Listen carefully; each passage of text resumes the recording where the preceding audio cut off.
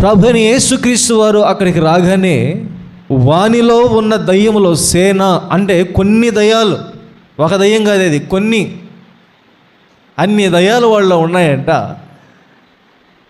అదే ప్రాంతంలో గమనించినట్లయితే ప్రియ దేవుని బిడ్డలారా, కొందరు పందులను మేపుతూ ఉన్నారంట.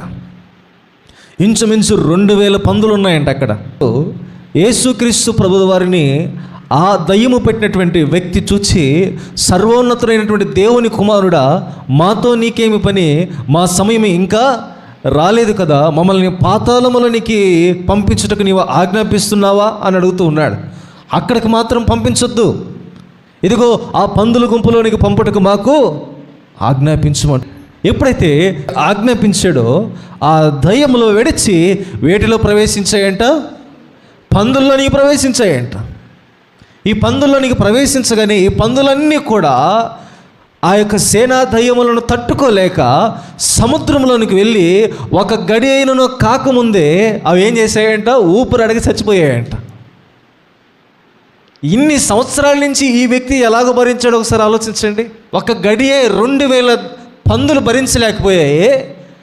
సేన అనబడినటువంటి దయ్యాలు అతనిలో ఎన్ని సంవత్సరాల నుంచి ఉన్నప్పటికీ అతను ఎంతగా గాయపరుచుకుంటున్నాడు ఒకసారి జ్ఞాపకం తెచ్చుకోండి.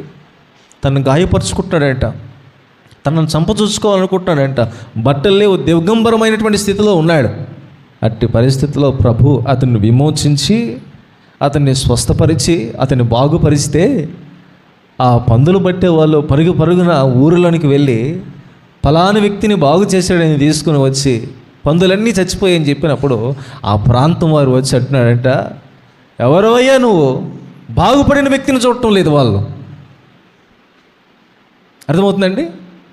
ఇన్ని సంవత్సరాల నుంచి వీడు దయ్యం పట్టి ఈ రీతిగా ఇట్టి స్థితిలో ఉంటే, వాడు బాగుపడి ఆరోగ్యవంతుడై చక్కగా మంచి బట్టలు ధరించుకొని ప్రభు పాదాల దగ్గర కూర్చుని మరిచిపోయి, మా పందులు చచ్చిపోయిన మా ప్రాంతానికి నువ్వు రాబాకు, నువ్వు వెళ్ళిపో అని చెప్తూ ఉన్నాడు.